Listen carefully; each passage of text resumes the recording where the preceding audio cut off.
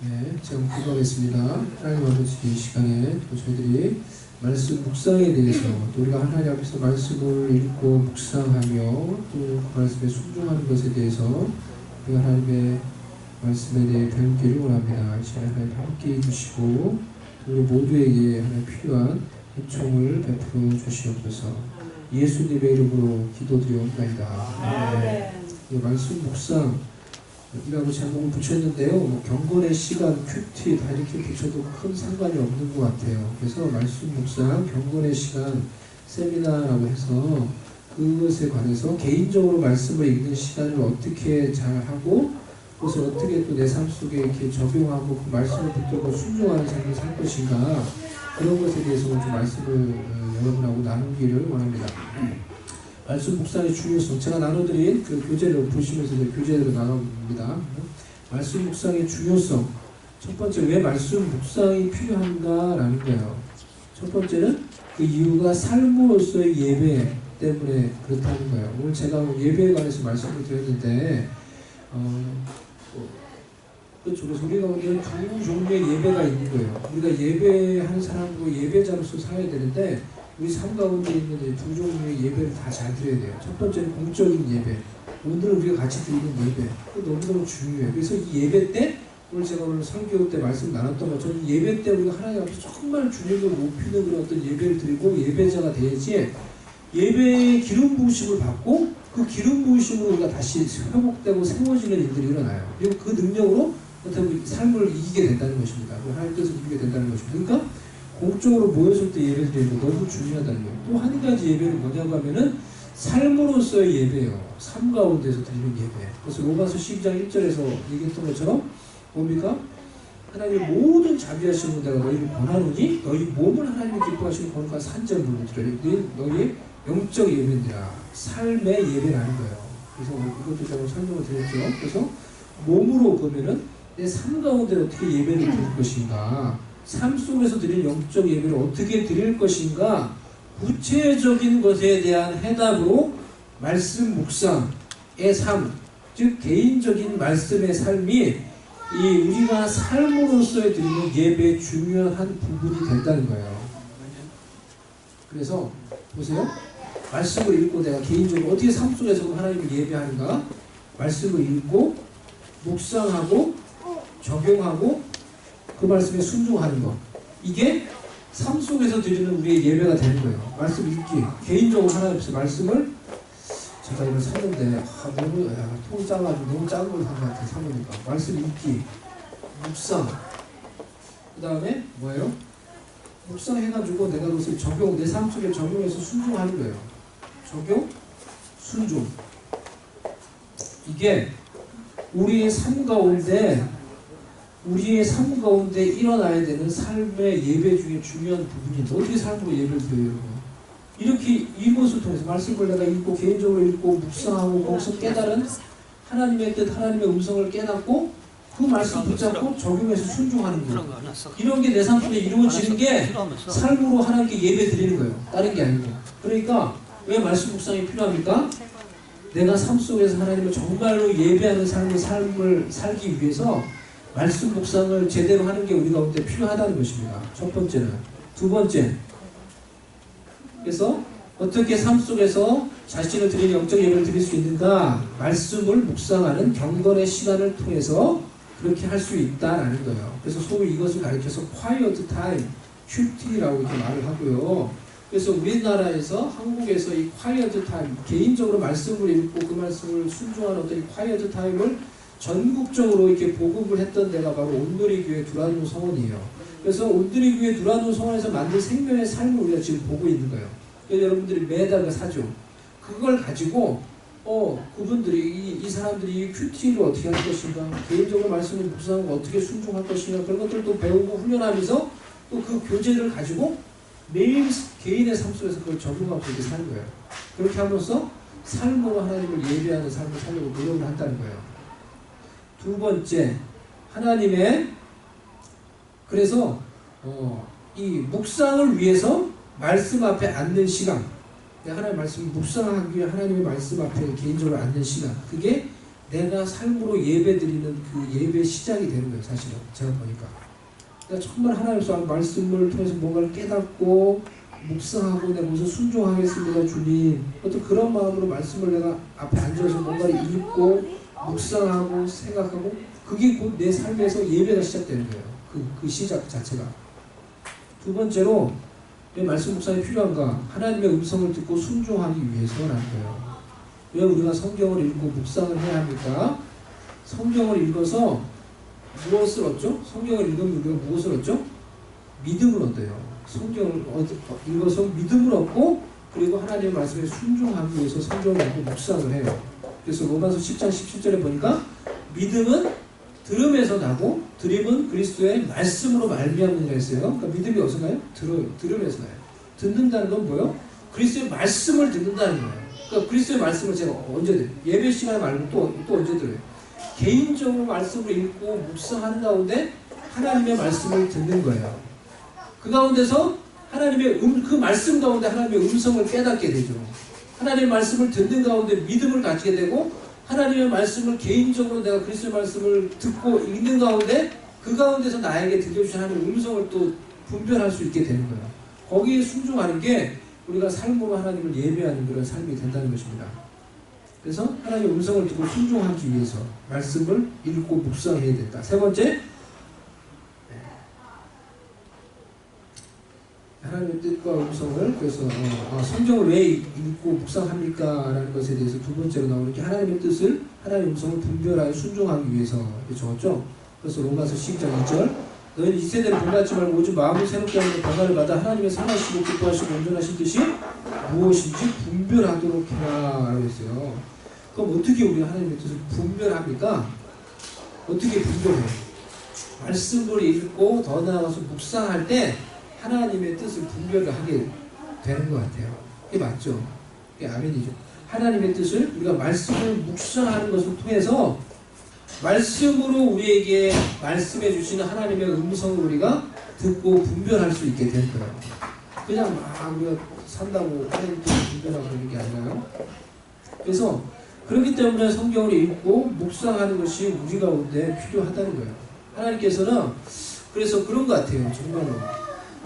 그런 경우도 이제 특별한 경우에 너가 이거 해라 저거 해라 오늘 뭐 해라 뭐 그렇게 가르쳐 줄 수도 있죠. 근데 대부분 그것을 그렇게 가르쳐 주지 않아요. 사실은 누구한테 그렇게, 여러분한테 그렇게 가르쳐 줘요?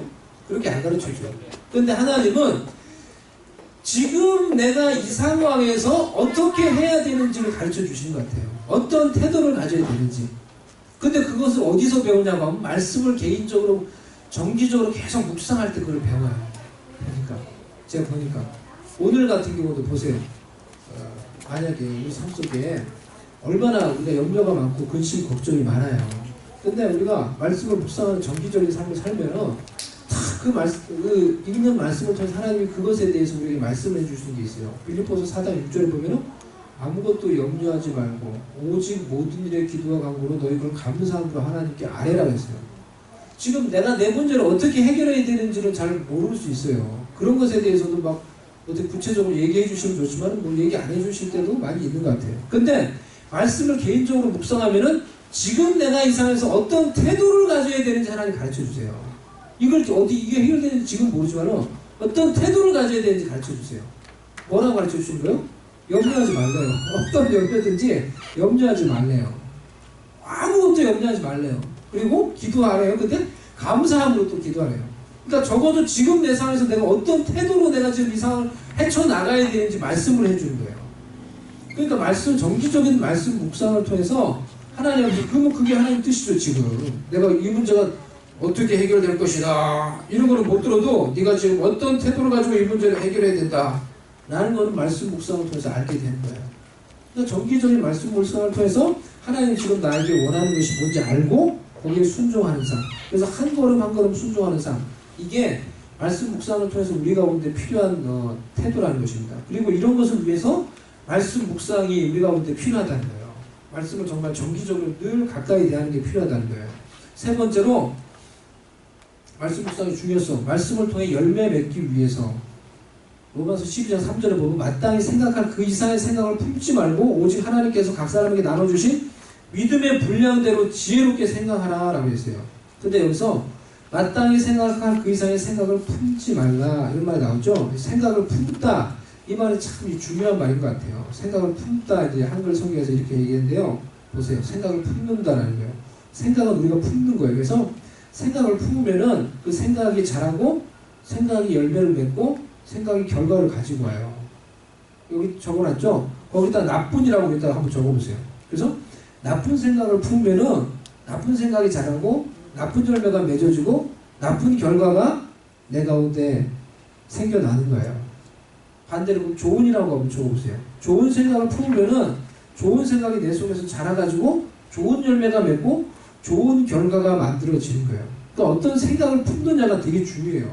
다시 말씀으로 적용하면은 말씀을 내가 읽고 묵상해서 그것을 내 마음의 생각에 품으면은 그 말씀이 자라가지고 말씀이 열매를 맺고 말씀이 이루고자 하는 그런 아름다운 결과가 맺어지는 거예요.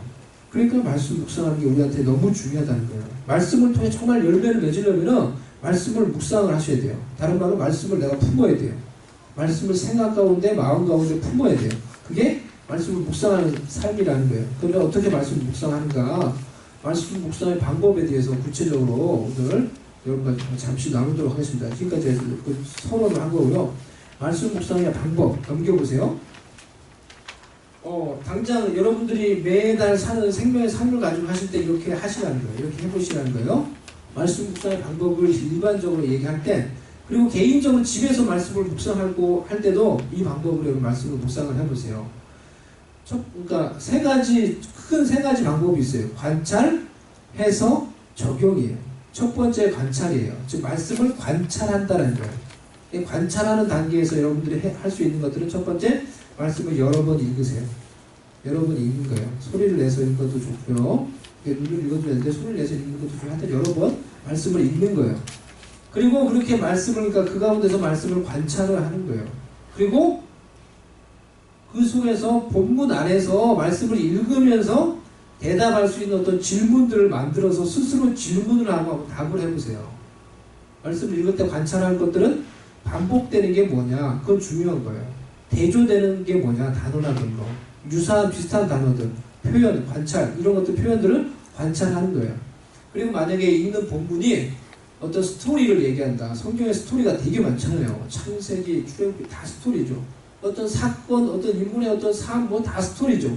이런 스토리를 읽을 때는 육하 원칙을 가지고 질문을 던지고 그거에 대한 답을 내가 찾는 거예요. 언제, 누가, 언제, 어디서, 무엇을, 어떻게, 왜. 이것에 대해서 내가 질문을 던지고 그것을 이제 쫙 적어보는 거예요. 누구든지 할 수 있는 거예요. 그러니까 이 방법을 알면. 이런 방법들을 가지고 관찰을 하는 거예요. 관찰을. 그러면서 그 관찰에 맞는 질문들을 던지는 거예요. 이게 성경을 맨 처음에 읽고 묵상할 때 우리가 성경을 본문을 관찰할 때 이렇게 사용할 수 있는 그런 방법들입니다. 보세요. 그럼 지금 관찰에 대해서 지금 말씀을 드렸어요. 곧바로 한번 적용을 해보도록 하겠습니다.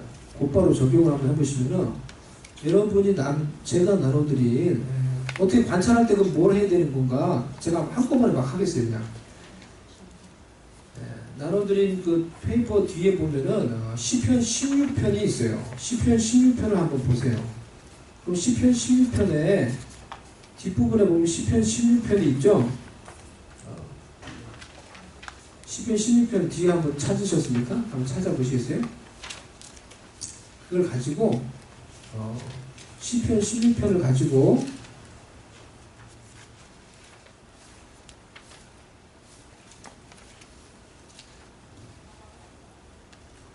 한번 여러분이 그러면은 말씀을 묵상하는 것에 대해서 지금 관찰에 대해서만 제가 간단히 설명을 드렸는데 한번 그래도 한번 해봅시다. 우리가 좀 실습을 해보는 거예요.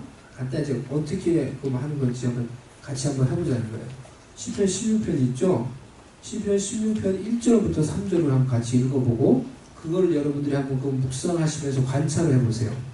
관찰을 해보시고 관찰에 필요한 어떤 질문들을 만들어서 질문들을 던지고 답을 한번 해보세요.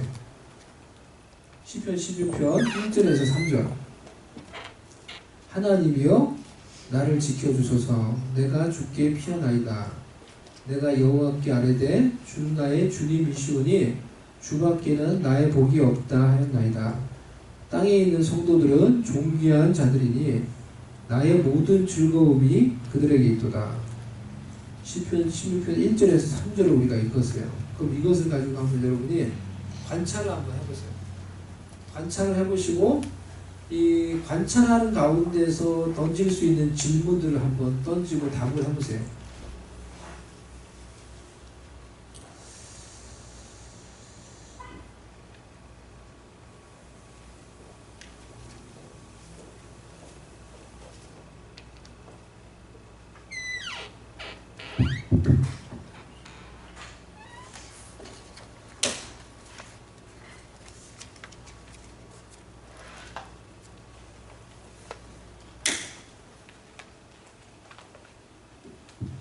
어떤 질문을 하고 어떤 답을 할 수 있어요? 이거는 그러니까 어떤 뭐 내가 성경의 지식이 많이 없어도 할 수 있는 거예요. 그냥 이 본문 안에서 관찰하고 답을 하는 거예요. 어떻게 질문을 만들 수 있습니까? 제가 아까 방금 관찰해서 사용할 수 있는 질문들을 얘기를 했죠? 어떻게 질문을 할 수 있는 거예요? 육하 원칙을 가지고 해보세요. 그러면은 누가? 그렇죠. 이 시는 누구의 시입니까? 어디서? 그렇죠. 이 시는 누구의 시입니까? 누구의 시예요? 시편 16편 다윗의 시예요. 앞에 써 있어요. 아, 다윗의 시라는 거 알았어요. 이 시가 언제 만들어졌습니까? 스스로 답하고 내가 답하는 거예요. 묻고 답하는 거예요. 언제 만들어졌습니까? 몰라요, 제가. 그거는 몰라요, 그죠? 몰라는 거 일단 답하는 거예요? 아니, 이거 정확하게 몰라요. 이 시가 어디서 만들어졌습니까? 이것도 스스로 물어봐요. 몰라요, 정확하게. 내가 주석을 보지 않는 이상 주석에도 뭐 사실 그런 정확한 내용이 나오지 않을 거예요. 그럼 또 뭘 돼? 다윗이 그러면 왜 이 시를 만들었습니까? 이건 추측할 수 있겠죠. 왜 다윗이 이 시를 만들었어요? 만든 것 같아요. 다윗의 삶 가운데 지금 보니까 어려움이 있는 것 같아요. 어떤 어려움과 어떤 큰 어떤 곤란이 있는 것 같아요. 그래서 다윗이 이 시를 만들었을 것이다. 우리가 대답할 수 있어요. 다윗이 그럼 이 시에서 무엇을 고백하고 있습니까? 이렇게 물어볼 수 있죠. 그 내용을 보면 이건 답할 수 있어요. 다윗이 이 시에서 무엇을 고백하고 있습니까? 1절을 보시면은 1절을 보니까 1절을 보면서 내 스스로 질문하고 답을 하는 거예요. 다윗이 어떻게 하나님께 기도합니까? 내가 이렇게 질문했어요. 답을 할 수 있겠죠. 뭐 답이 뭡니까? 답이 뭐예요? 하나님 나를 지켜주세요. 내가 주님께 피합니다. 다윗이 이렇게 기도를 해요. 다윗이 지금 어떻게 하나님께 기도합니까? 답할 수 있잖아요. 내가 하나님 나를 지켜주세요. 내가 주님께 피합니다. 이게 관찰의 질문이에요. 관찰할 때 하는 질문이에요. 즉 얼마든지 내가 만들 수 있는 질문이에요. 만들고 성경을 보면서 답을 할 수 있는 거예요. 다윗이 지금 뭐라고 1절을 보면은 뭐라고 하나님께 기도하고 있습니까? 하나님 나를 지켜주세요. 내가 주님께 피합니다. 이 질문이 조금 더 발전되면은 왜 이렇게 붙이면 돼요? 왜 그러면 다윗이 그렇게 질문한다고 생각하십니까? 그리고 그렇게 질문하고 스스로 답하는 거예요. 그럼 답해보세요. 왜 그러면 다윗이 그렇게 질문한다고 생각하십니까? 내가 나 스스로에게 묻는 거예요. 그리고 스스로 답을 하는 거예요. 뭐라고 답을 할 수 있겠어요? 박 집사님? 다윗이니까 나를 지켜주세요. 내가 주님께 피합니다. 1절을 얘기해요. 주님께 피합니다라고 이렇게 기도한다고 했어요. 그러니까 본문을 정확하게 보세요. 정확하게 보시고 그 본문에 대해서 답을 하시면 돼요. 다윗이 무엇이라고 1절에서 기도합니까? 라고 물었어요. 지금 답이 뭐예요? 주님 나를 지켜주세요. 내가 주님께 피합니다. 라고 이렇게 다윗이 기도합니다. 그럼 다윗은 왜 그렇게 기도한다고 생각하십니까? 내가 물어요. 나에게 묻는 거예요. 그리고 스스로 답을 하는 거예요. 답을 해보세요. 뭐라고 답을 할 수 있어요? 그러니까 왜 그렇게 기도한다고 생각을 하세요?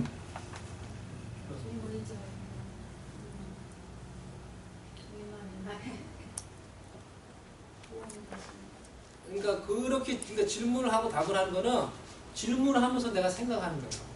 본문을 더 깊이 생각하고 묵상하기 위해서 질문을 하고 답을 하는 거예요. 왜 다윗이 지금 그러면은 주님 나를 지켜주세요. 내가 주님께 피합니다. 라고 이렇게 기도한다고 생각합니까? 왜요? 지금 나의 이 환경에서 나를 도우시기를 하는 분이십니다. 그런 마음이. 다윗 가운데 지금 잘 모르지만은 어떤 어려움이 있다는 것을 우리가 추측할 수 있죠. 그러니까 어떤 뭐 적들의 공격이라든지 뭐 어떤 그 공격이 있다는 거예요. 그래서 다윗이 나를 지켜달라고 기도하고 구체적으로 내가 주님께 피한다고 이제 기도를 하는 거예요. 다윗에게는 지금 누군가에 의해서 위협과 공격이 있는 것 같습니다. 그래서 다윗이 그렇게 기도합니다. 이게 답을 할 수 있어요. 그러면 더 나아가서 곧바로 적용을 하는 거예요. 적용은 내 자신에게 적용하는 거예요. 지금 두 번째 지금 왜 다윗이 그렇게 기도한다고 생각합니까? 라는 이 두 질문은 사실은 이제 해석에 관련된 질문이에요. 그 두 번째 해석이에요. 그러면 세 번째 단계인 적용은 뭐냐고 하면 그러면 나에게는 다윗과 같은 그런 누군가에 의해서 위협받고 공격받는 그런 상황이 지금 나에게도 있습니까? 있지 않습니까? 나한테 묻는 거예요. 이게 나한테 적용하는 질문이에요. 세 번째 나오는. 나에게도 그러면 누군가에 의해서 내가 환경적으로 누군가에게 공격받고 어떤 관계 가운데 위협받는 어려움이 나에게도 있지 않습니까? 나한테 물어봤어요. 그 예스에서 내가. 그러면 나는 그러한 상황에서 어떻게 기도할 수 있을까요? 이게 또 나한테 묻는 거예요. 그럼 답이 뭐예요? 나한테 지금 계속 적용하는 거예요. 이건 적용 질문이에요. 나한테 적용. 뭐라고 적용은 이거에 뭐라고 답할 수 있는 거예요? 나도 다윗과 같이 이렇게 기도할 수 있습니다. 하나님 앞에서 하나님 나를 지켜주세요. 내가 하나님께 지금 피합니다. 나도 이렇게 기도할 수 있습니다. 나도 하나님 이 시간에 이렇게 내가 기도하겠습니다. 나한테 말씀을 첫 번째 관찰하고 그거를 왜 그럼 이런 질문을 했는지 해석하고 그 다음 나한테 적용하는 거예요. 나한테도 그런 상황이 있지 않습니까? 나도 그러면 이렇게 기도할 수 있을까요? 네, 기도할 수 있는데 그럼 나도 이렇게 기도합니다. 다윗같이 기도합니다. 이렇게 관찰, 해석, 적용하면서 말씀을 살펴보면서 나한테 결국 적용을 하는 거예요. 적용을. 이렇게 해서 계속 질문을 던지는 거예요. 관찰을 한번 계속 좀 더 해보세요. 그럼 2절을 가지고 여러분도 한번 질문을 만들어 보세요. 어떻게 또 제가 지금 한 것처럼 질문을 만드시면 돼요. 어려운 게 아니죠, 사실은. 되게 간단한 거죠. 먼저 관찰을 해보시는 거예요. 성경 본문에서 답할 수 있는 그걸 가지고 내가 질문을 던지는 거예요. 2절을 보니까 2절에서는 그것도 똑같아요. 2절에서는 다윗이 어떻게 고백을 합니까? 물었어요. 대답을 해보세요. 다윗이 2절에서는 뭐라고 고백을 합니까? 주님은 나의 주님이십니다. 주님밖에 나의 복이 없습니다. 그러면 여러분 더 또 해석하는 더 질문을 또 왜를 가지고 또 질문해 보세요. 왜 다윗이 그럼 이렇게 고백을 한다고 생각하십니까? 그리고 이제 대답을 하는 거예요. 생각을 해보시고 대답을 해보세요. 왜 그럼 다윗이 본문을 잘 보시고 주님은 나의 주님입니다.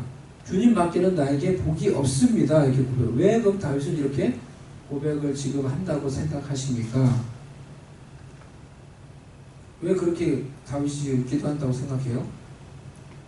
그런 중에 완전히 하나님을 신뢰하는 그죠?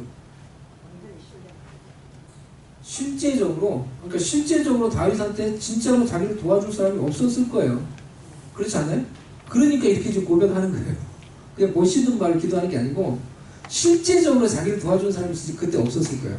그러니까 사울한테 이렇게 쫓기는다든지. 그래서 이 성경을 읽어보면 다윗이 얼마나 공격을 많이 당하는지 몰라요. 사람들이나 사울에게 계속해서 뭐 도망갈 때도 막 비방하고 사람들이. 그러니까 실제적으로 자기를 도와줄 사람이 없는 거예요. 상속에. 그러니까 진짜로 이렇게 고백을 하는 거예요. 주님이 나의 주님이고 주님밖에는 저를 도와주고 저에게 복 줄 사람이 없어요. 예, 실제적으로 이렇게 얘기하는 거예요. 예. 여러분한테 그럼 적용하면 어떻게 할 수 있어요? 나에게도 사람이 그러니까 다윗도 실제적으로 사람한테 도움을 받지 못한 거예요. 그러니까 이렇게 고백을 했다는 거예요. 그래서 나에게도 사람이 도움이 못 되어도 사람이 나를 전혀 도와주지 않는다고 하더라도 나도 그러면 하나님께 어떻게 기도할 수 있나요? 이렇게 나한테 적용할 수 있는 거예요. 사람이 나를 전혀 도와주지 않는 상황에서 여러분 나는 어떻게 합니까? 이제 나한테 물어보는 거예요. 낙심한다, 우울해한다, 실망한다, 스트레스를 푼다. 하지만 그런 상황 가운데서 나도 어떻게 기도할 수 있나요? 다윗과 같이 기도할 수 있다는 거예요. 다윗과 같이 하나님께 그렇게 고백할 수 있다는 거예요. 주님이 나의 주님입니다. 주님밖에 저를 도와줄 복이 없습니다. 라고 이렇게 기도할 수 있다는 거예요. 나도 그래서 이렇게 기도하겠습니다. 라고 이렇게 나한테 관찰하고 해석하고 적용하는 거예요. 3절도 한번 보시고 보면은 3절도 보면서 그렇게 한번 관찰해 보시고 이렇게 한번 해보세요. 3절까지 제가 해보셔야겠죠?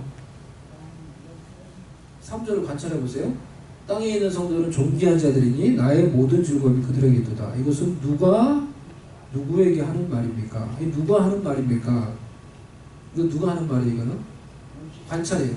누가 하는 말인 것 같아요? 이거는? 다윗이 하는 말이에요? 아니에요. 다윗이 하는 말이 아니에요. 말이 이게 하는 사람 바뀌었어요. 누가 하는 말입니까? 이거는? 이거는 이거 관찰이 누가 하는 말입니까? 이거는? 하나님이 하는 말이에요. 누구에게 하는 말입니까? 누구에게 하는 말입니까? 땅에 있는 성도라고 그랬죠. 이게 땅에 있는 성도에게 하는 말이에요. 땅에 있는 성도에게 하나님 뭐라고 말을 합니까? 어떻다고 표현을 합니까? 존귀한 자라고 표현을 해요. 또 뭐라고 표현했죠? 나의 모든 즐거움이 저희에게 있도다. 여러분한테 적용해보세요. 어떻게 적용하면 돼요? 나는 그럼 이 본문에 나와 있는 땅에 있는 성도에 해당되는 사람입니까? 그래서 자기한테 적용하는 거예요. 맞아요? 그 예스라고 하면 그러면은 이 말씀을 통해서 하나님은 어떠한 분이십니까? 하나님이 나를 어떻게 생각한다고 생각하십니까? 3절 말씀을 볼 때 하나님이 나에게 나를 어떻게 생각한다고 생각하십니까? 이거 적용 질문이에요. 그러니까 그렇게 물어볼 수 있는 거예요. 뭐라고 대답할 수 있어요? 그렇죠. 그러니까 이 말씀 그대로 내가 관찰하고 해석한 다음에 이제 나한테 적용하는 거예요. 내가 땅에 있는 성도에 해당되니까 예스. 하나님은 그럼 나를 지금 어떻게 생각한다고 생각하십니까? 나는 아주 존귀하다고 하나님 그렇게 말한다는 거예요. 그리고 나의 모든 기쁨이 너에게 있다. 이렇게 하나님 그렇게 말씀하신다는 거예요. 내가 그러한 자라고 생각할 수 있겠습니까? 생각할 수 있다는 거예요. 그러니까 이런 식으로 여러분들이 이런 식으로 성경 말씀을 관찰하고 해석하고 적용하는 거예요. 나한테 계속해서. 이게 이제 묵상하는 방법이라고 할 수가 있어요. 그리고 그래서 두 번째 보면 해석을 보면 해석이 묵상 그런 거예요. 묵상하기 좀 더 구체적으로 그 의미를 해석하고 생각을 하는 거예요. 그래서 묵상 이렇게 얘기한다는데 이 묵상이라는 말이 하가라는 말인데 이 말이 성경에서 묵상한다 시편 1편에서 복 있는 사람은 여호와의 말씀을 즐거워해 그 말씀을 주야로 묵상하는 자로 되어 있잖아요. 그 묵상한다는 말이 하가란 말이에요. 성경에. 근데 이 묵상이 가지고 있는 원래 뜻은 뭐냐고 하면 이 하가라는 뜻은 중얼중얼거린다는 말이에요. 입으로 중얼중얼거리는 거예요. 그래서 성경에서 다른 표현에 의해서 읊조린다 했어요. 내가 주의 말씀을 매일 주야로 읊조린다 했어요. 이게 성경에서 말하는 그 묵상이에요. 그러니까 묵상이 단순히 메디테이션이 아니라는 우리가 생각하는 명상하고 그런 게 아니라는 거예요. 명상하는 거는 뭐예요? 우리도 자꾸 묵상을 한다고 하면서 명상하다 보면 졸려요. 단순히 그게 묵상이 아니라는 거예요. 묵상은 성경에서는 중얼중얼거리는 거예요. 묵상의 목적은 뭔가 같아요? 그러면? 묵상의 목적은 제가 말씀을 드린 것처럼 하나님의 말씀을 내 마음에 집어넣는 거예요. 그게 묵상이에요. 그러니까 하나님의 말씀을 내 마음에 집어넣으려고 하니까 구약의 이스라엘 백성들은 어떻게 했다고요? 중얼중얼 읊조린 거예요. 매일. 그래서 복 있는 사람은 이 주야로 그 말씀을 묵상한다. 뭐라고? 주야로 그 말씀을 계속 중얼중얼거린 거예요. 계속 중얼중얼. 왜요? 그 말씀을 내 마음의 머리에 집어넣으라고. 그게 묵상이라는 거예요. 말씀을 내 마음의 머리에 집어넣는 게 묵상이에요. 그러니까 중얼중얼거리든지 그 말씀을 생각하든지 지금 제가 가르쳐주는 방법대로 이것을 이렇게 여러 가지 방법을 통해서 적용을 하든지 그 말씀을 내 마음에 집어넣는 거예요. 이런 방법을 통해서. 그렇게 되는 자가 복이 있다는 거예요. 그렇게 되는 자. 그래서 그 말씀이 자기 마음속에 있는 사람, 그 사람이 복이 있다는 거예요. 그 말씀이 열매를 맺을 거기 때문에. 그래서 묵상은 사실은 그런 거예요. 그래서 묵상할 때 이렇게 말씀을 많이 읽는 게 되게 중요하다는 것입니다. 결국 말씀을 내 속에 집어넣는 거예요. 그게.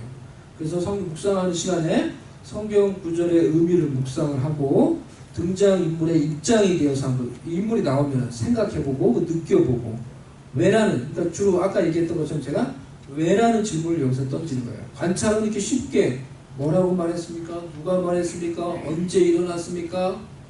뭐 이런 질문을 하다가 왜 그렇게 했다고 생각하십니까? 이런 질문을 하면서 그 의미를 해석을 하는 거예요. 내가 그렇게 하면서 그러면은 아까 했던 것처럼 우리 시편 16편 3절을 통해서 적용이 어떻게 나왔어요? 하나님은 어떤 분이라고 생각하십니까? 라는 질문을 던질 수가 있는 거예요. 3절을 우리가 묵상하면서 하나님은 어떤 분이신가? 하나님은 어떤 일을 행하시는가? 하나님의 성품, 죄에 대한 하나님의 생각, 인간에 대한 하나님의 생각, 하나님의 계획, 하나님의 비전, 이런 것들을 이 두 번째 해석, 묵상에서 우리가 이제 생각을 하고 그것들을 이제 알아갈 수가 있다는 것입니다. 내가 회개해야 될 것은 무엇인가? 하나님께서 말씀을 통해서 죄를 지적하는 것이다. 내가 고쳐야 될 것은 무엇인가? 라고 이렇게 나한테 묻고 그것을 내가 이제 적용을 하는 거야. 나한테. 내가 이 말씀을 통해 하나님 나한테 지금 고치라고 하는 것이 무엇인가? 말씀은 그래서 거울과 같다 그러죠. 내 마음을 비춰줘요. 내 삶을 비춰주는 거울과 같다는 거예요. 그래서 내 마음을 탁 비춰줘요. 그래서 내 마음 가운데 잘못된 게 있으면 그것을 말씀을 통해서 하나님이 가르쳐 주신다는 거예요. 그래서 그런 잘못된 것이 나타날 때 그게 어떻게 하는 게, 잘 처리하는 게 중요한 거예요. 빨리빨리 처리하는 게 중요한 거예요. 제가 쓰레기가 있을 때 쓰레기차가 우리 집에 일주일에 2번 오는데 그건 딱 맞춰서 잘 내놔야 돼요. 그래야지 빨리빨리 쓰레기를 처리하고 집을 관리를 하죠.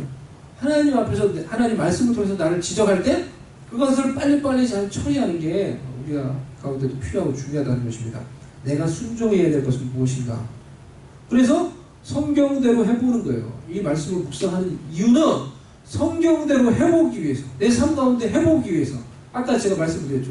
우리가 얼마나 염려가 많아요. 이 주일날 오기 전에 얼마나 염려가 많아요. 그런데 내가 빌립보서 4장 6절 7절을 묵상했어요. 그리고 그 말씀을 통해 하나님이 나에게 다 이렇게 계속 말씀을 나한테 주셨어요. 그 말씀대로 우리가 해보는 거예요. 아무것도 염려하지 말고 아무것도, 그럼 내 것도 포함되는 거 아니에요. 내 거는 예외고 지금 내 상황은 예외고 그러면서 말씀을 우리가 잡고 그대로 안 하는 게 많다는 거예요. 온전히 순종하지 않는 게 많다는 거예요. 그런데 이 말씀을 계속 묵상하면서 성경대로 해보는 거예요. 정말로 염려하지 말고 감사하고 주님 그래도 감사합니다. 주님 저에게 가정을 주셔서 가정 때문에 힘들어도 가정을 주셔서 감사합니다. 교회에서 내가 어떤 스트레스를 받아도 교회를 그래도 와서 내가 예배드리고 교회를 섬길 수 있게 해주셔서 감사합니다. 내 삶 가운데 어떤 어려움이 있다고 하더라도 감사하며 그대로 그렇게 하라고 했으니까 기도와 간구로 감사로 안 해라고 했으니까 그대로 해보는 거예요. 그렇게 하면 어떻게 된다고요? 그리스도의 평강이 너희 마음과 생각을 지키신다는 거예요. 그 명령을 실천했을 때 그 다음에 약속이 있는 거예요. 그러니까 하나님의 말씀을 우리가 묵상하는 이유는 하나님 말씀을 통해서 우리에게 주시는 그 어떤 그 명령들, 프리스크립션, 처방 이런 게 있잖아요. 서신서에는 그런 처방이 많아요. 그래서 명령들이 많아요. 그럼 그 말씀을 그대로 내가 하고 그 말씀을 그대로 했을 때 내 삶 가운데 하나님의 약속이 이루어지는 것을 경험하기 위해서 말씀 묵상을 하는 거예요. 그대로 하고 하니까 정말 평강이 나를 지켜주고 내 삶을 말씀이 하나님의 약속대로 이루어지는 거 경험하기 위해서 말씀을 묵상하는 거예요. 붙잡아야 될 약속은 무엇인가? 그 빌립보서 4장 6절 이런 데 약속들이 있는 거죠. 하나님의 성경을 보니까 약속하시고 약속을 성취하시는 분이에요. 계속해서 그렇게 하나님이 이끌어요. 아브라함한테 약속을 주시고 창세기 15장 보니까 4대 만에 400년 후에 출애굽 시키겠다고 했어요. 창세기에서 약속을 하시고 400년 후에 그 약속을 이루세요. 창세기 3장 15절에 보면은 타락한 아담을 통해서 하나님이 약속을 주세요. 뭘 주세요? 그 타락했는데 단순히 심판한 게 아니라 하나님 뭘 줘요? 구원하겠다고 약속을 줘요. 내가 너를 구원할 것이다. 여자의 후손이 와서 너 구원할 것이다. 그리고 예수 그리스도를 통해서 약속을 이루세요. 그런 하나님이라는 거예요. 설사 죄를 짓는다고 하더라도 그 순간에 하나님이 징계하셔서 내가 너를 구원하고 회복할 것이라고 약속을 주시는 분이라는 거예요. 그러니까 이런 하나님의 약속, 하나님의 약속. 야곱에게도 하나님이 약속을 주셨어요. 창세기 28장 보면은 야곱이 이게 막 잘못해가지고 도망가는데 하나님이 그런 야곱에게 나타나가지고 꿈에 나타나가지고 천사가 왔다 갔다 하는 걸 보여주면서 약속을 줘요. 무슨 약속을 줍니까? 내가 너와 함께 할 것이다. 그래서 내가 너와 함께하면 너를 통해 이루고자 하는 계획을 다 이루기까지 함께 할 것이다. 그런 얘기를 해요. 그리고 너 고향으로 돌아올 것이다. 약속이에요. 고향 떠나가지고 지금 도망가는 울면서 도망가는 야곱한테 그렇게 약속해줘요. 그리고 그 약속을 이루시더라는 거예요. 하나님께서. 하나님은 약속하시고 약속을 이루세요. 그러니까 성경에 보면 우리가 이렇게 붙잡아야 되는 그런 약속들이 나와요. 그래서 내가 붙잡아야 할 약속은 무엇인가? 그리고 등장인물을 통해서 내가 본받을 것, 본받지 말아야 될 것은 무엇인가? 그리고 새롭게 깨닫게 된 말씀은 무엇인가? 말씀을 읽다 보면 하나님께서 새롭게 깨닫게 해주는 그런 말씀들 있죠? 그런 말씀들. 이런 것들이 두 번째 해석하는 그런 시간에 내가 질문하며 이렇게 생각을 해볼 수 있는 그런 것들입니다. 이렇게 질문하고 그리고 답을 하는 거예요. 그리고 말씀을 묵상할 때 생명의 삶 옆에든지 안 그러면 여러분들이 이렇게 따로 종이를 해가지고 거기다가 이제 적는 거예요. 적어보는 거예요. 적어보는 거예요. 넘기셔서 세 번째 적용입니다. 그렇게 하면 그 내가 관찰하고 해석한 그에서 질문하고 해서 해석한 그런 것들을 나에게 적용을 해보는 거예요. 그래서 적용할 때 사용할 수 있는 질문들은 하나님이 이 본문을 통해서 오늘 나에게 말씀하시고자 하는 것은 무엇인가? 그거 나에게 적용하는 게 있어야 돼요. 그래서 그걸 가지고 내가 실천하고 순종을 해야 되는 거예요. 하나님은 이 말씀을 통해 오늘 나에게도 말씀하신다라는 믿음을 가지고 전제를 가지고 그것을 하는 거예요. 그래서 하나님이 여러 방법으로 말씀하시겠지만 주로 무엇을 가지고 말씀하십니까? 말씀을 가지고 말씀하시는 거예요. 지금. 그러니까 이 말씀을 통해서 하나님의 어떤 뜻을 깨닫고 음성을 깨닫고 순종하려고 우리가 이걸 사용해야 된다는 것입니다. 그리고 적용은 미래지향적이고 구체적이고 개인적으로 나한테 적용해야지. 이 말씀을 다른 사람한테 적용하면 내 아내, 내 남편한테 나의 남편이 이걸 들어야 되는 이 말씀인데 이게 아니라 나한테 지금 하나님이 하신다는 것을 기억하고 나한테 적용해야 된다는 거예요. 그리고 하나님 본문을 통해 나의 인격과 삶에 어떤 변화가 일어나기를 원하시는가 이렇게 했어요. 시편 16편을 가지고 제가 묵상을 했어요. 그래서 제가 묵상한 걸 가지고 제가 여러분하고 좀 나눌 건데 시편 16편을 제가 개인적으로 묵상하면서 참 이 말씀이 하여튼 뭐 너무 좋은 거예요 저한테. 저는 이렇게 딱 이게 제가 한 거예요. 제가 이렇게 딱 저는 이렇게 해서 저는 이렇게 이게 생명의 삶 말고 이제 생명의 삶 갖고 하니까 생명의 삶도 이렇게 안 하는데 잘 뭐 이렇게 이제 좀 시편을 읽고 싶고 해가지고 한번 우연히 시편 16편이 딱 펴지고 해서 이 말씀을 제가 묵상을 했어요. 읽었는데 너무 좋은 거예요. 그래서 묵상을 해야 되겠다 해가지고 제가 컴퓨터를 치고 좀 필요한 부분은 영어를 같이 쳤어요. 저는 그래서 영어를 같이 치고 하면 더 이제 나한테 묵상할 수 있는 그 도움이 많이 돼요. 또 다른 의미를 내가 깨달을 수 있기 때문에. 그래서 제가 이게 지금 한 거예요. 제가 개인적으로 묵상의 시간을 가진 거예요. 가진 건데 이거를 제가 지금 적용을 하면은 적용 질문에서 하나님은 본문을 통해 나의 인격과 삶에 어떤 변화가 일어나기를 원하는가 시편 16편에 저한테 제가 적용한 걸 얘기하면은 뭐냐고 하면은 시편 16편의 9절 말씀이에요. 이게 나한테 적용이 되는 그런 말씀이 됐어요. 이러므로 나의 마음이 기쁘고 나의 영도 즐거워하며 내 육체도 안전히 살리니 하나님이 내 마음이 내 영이 내 삶이 이렇게 되기를 원하는구나 라는 것을 내가 이 말씀을 묵상하면서 나한테 이렇게 깨달아지고 적용이 됐어요. 내 영이 이렇게 기쁘고 내 마음이 기쁘고 내 육체가 안전하게 평안 가운데 저도 살기를 원합니다. 이렇게 제가 이제 이게 하나님 나한테 원하는 거예요. 근데 그렇게 하려고 하면은 요 앞에 보면은 내가 순종해야 될 명령은 무엇인가? 그게 뭐냐고 8절이에요. 맞다 그렇습니다. 그래서 또 제가 설명을 할 텐데 하나님은 나의 관계 하나님과 사람과 교회와 세상 속에서 어떤 변화가 일어나기를 원하는가 라는 거예요. 그리고 내가 순종해야 될 명령은 무엇인가? 이것이 적용 때 이렇게 우리가 또 던질 수 있는 그래서 우리가 더 적용을 풍성하게 할 수 있는 질문들이에요. 실습을 해보도록 하겠습니다. 누가복음 19장 제가 나눠드린 것 중에 보면 누가복음 19장 4개로 본문이 있습니다. 한번 그거를 한번 잠시 빨리 읽어보세요. 빨리 읽어보시고 지금 막 배운 거 뭐 정리 좀 좀 따라 보십니까? 좀 정리가 됩니까? 지금 하여튼간에 배운 걸 가지고 한번 관찰해 보시고 해석해 보시고 한번 적용해 보세요. 이 누가복음 19장을 보시면서 뒤에 보면 누가복음 19장 1절에서 10절 말씀이 있어요. 예수께서 여리고로 한번 보세요. 보시면서 한번 이렇게 한번 해보세요. 신스로 또 해보겠습니다. 그러면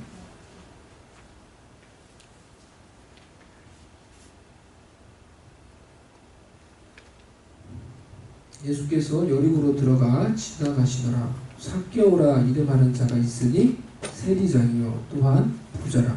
그가 예수께서 어떠한 사람인가 하여 보고자 하되 키가 작고 사람이 많아 할 수 없어 앞으로 달려가서 보기 위하여 돌 무화과 나무에 올라가니 이는 예수께서 그리로 지나가시게 되밀어라. 예수께서 그곳에 이르사 쳐다보시고 이르시되 삭개오야 속히 내려오라. 내가 오늘 내 집에 유하여야 하겠다 하시니 급히 내려와 즐거워하며 영접하거늘 무사람이 보고 수군거려 이르되 저가 죄인의 집에 유하러 들어갔도다 하더라. 삭개오가 서서 주께 여짜오되 주여 보시옵소서. 내 소유의 절반을 가난한 자들에게 주겠사오며 만일 누구의 것을 속여 빼앗은 일이 있으면 내 갑절이나 갚겠나이다.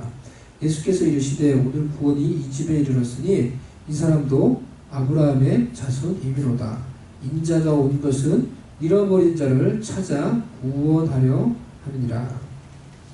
이 말씀을 가지고 한번 지금 여러분들이 쫙 보시면서 지금 배운 걸 가지고 한번 해보세요. 관찰해 보시고 관찰의 질문을 던져보시고 해석해 보시고 해석의 질문을 던져보시고 또 적용까지 한번 해보세요.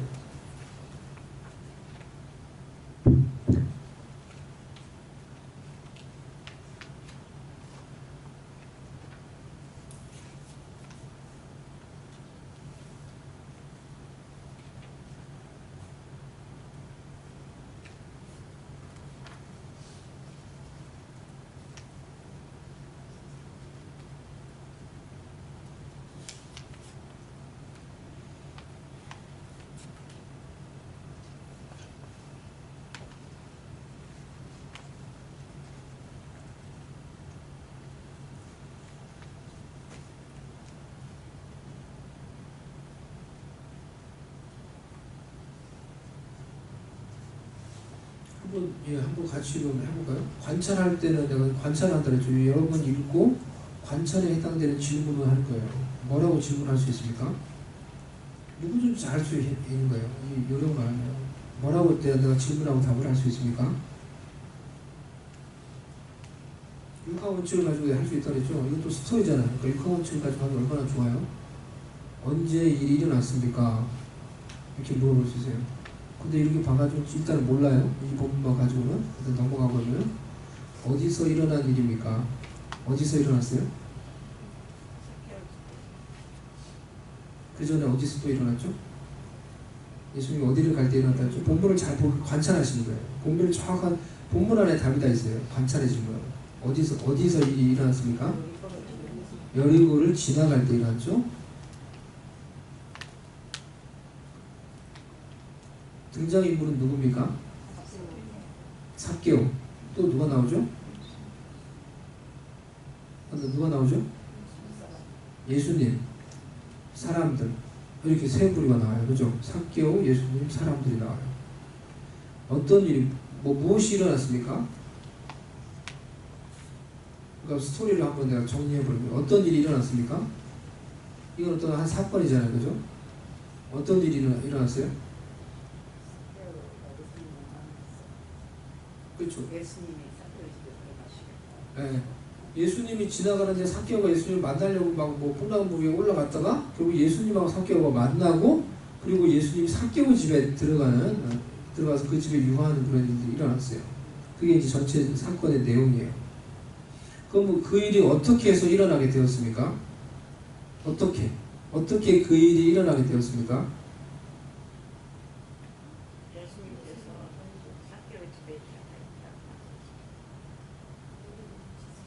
그 전에도 또 어떻게 그럼 예수님이 그런 얘기를 어떻게 예수님이 삭개오를 부르셨죠?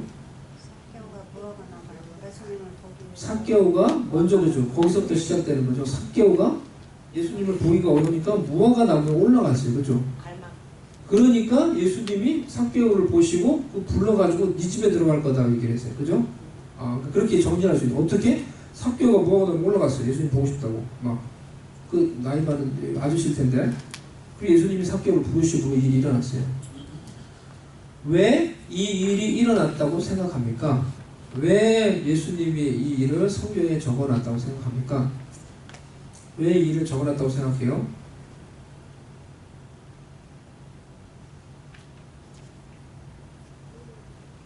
본문을 봐야지 답이 나오는 거예요. 그 여러분 생각을 지금 말하는 게 아니고 본문에 답이 다 있다는 거예요. 이 관찰의 질문은 본문에서 답을 찾는 거예요. 그러니까 관찰하는 거예요. 본문을 계속 조사하고 관찰하는 거예요. 내 생각을 말하는 게 아니고 왜 그럼 이 일이 일어났고 이것이 성경에 적혀 있다고 생각하십니까?